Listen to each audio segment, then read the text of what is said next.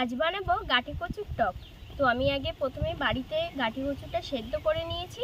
এবার গাঠি কচুটা আমি প্রথমে ছাড়িয়ে নিই। তো কারণ এই গাঠি কচু দিয়ে হচ্ছে ইলিশ মাছের মাথা দিয়ে তো কোনো কথাই হবে না। আর যারা নিরামিষ খান, আমিষ খান না, তারা হচ্ছে এই টকটা বানিয়েও খেতে পারেন। তো চলুন আমি আগে গাঠি কচুটা ছাড়িয়ে নিই। তো গাঠি কচুর খোসাগুলো এইভাবে সব আমি ছাড়িয়ে নেব।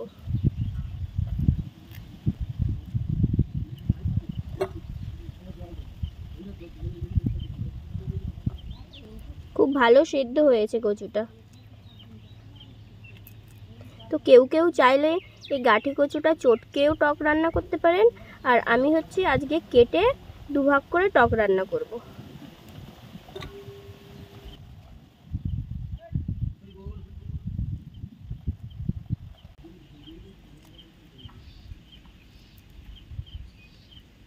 আমার গাঠি কচুগুলো ছাড়ানো হয়ে গেছে, এবার দুভাগ করে কেটে নেব।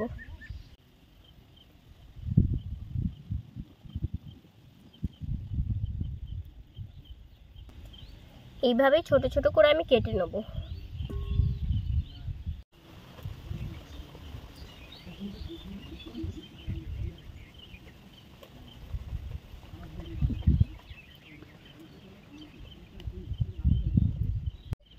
টকটা বানানোর জন্য আমি কড়াইতে সরষের তেল দিয়ে দিচ্ছি।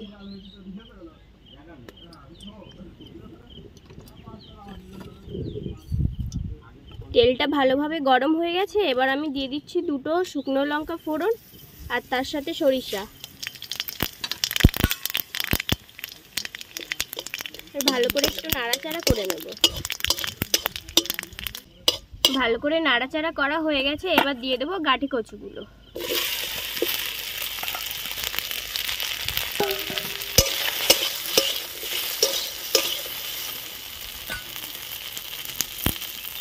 এবার দিয়ে দেবো পরিমাণ মতো লবণ।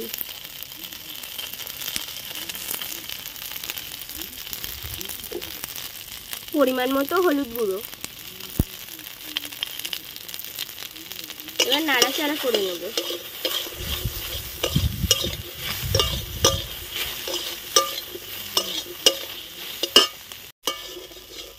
ভালো করে নাড়াচাড়া করা হয়ে গেছে, এবার দিয়ে দেবো সামান্য পরিমাণ জল।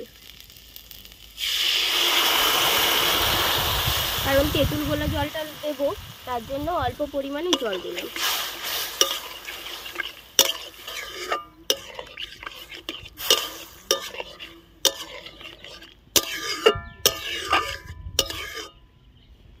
জলটা দিয়ে ভালো করে নাড়াচাড়া করে নিয়েছি, এবার আমি 2-3 মিনিটের জন্য ঢাকা দিয়ে দেবো।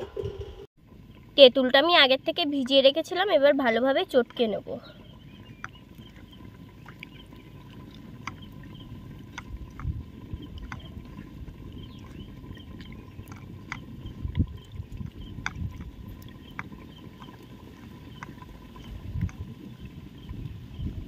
তেঁতুলটা আমার ভালোভাবে চটকানো হয়ে গেছে, এবার তেঁতুলের এই খোসাগুলো ফেলে দেবো।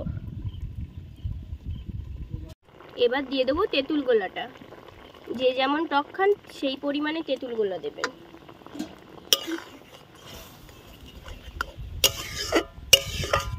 আর সামান্য পরিমাণ চিনি। এই দেখুন, এই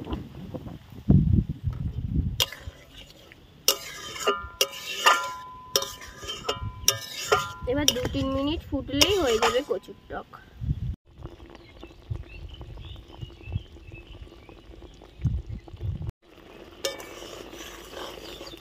দেখুন বন্ধুরা, খুব সহজেই কিন্তু একটা সুস্বাদু রেসিপি তৈরি হয়ে গেল 5-10 মিনিটে। তো আপনারা চাইলে বাড়িতে এইভাবে একবার কচুর টকটি রান্না করে খাবেন। তো কচুর টকটা আমার রান্না করা হয়ে গেছে, এবার আমি নামিয়ে নেব।